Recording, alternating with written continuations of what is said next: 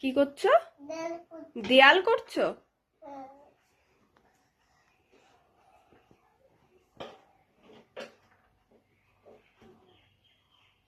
একটু কিছু বলে দাও, ঠাকুরকে একটু কিছু বলে দাও।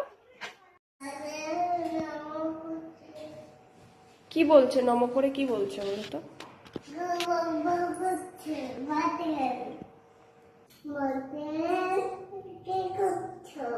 প্রণাম করছে।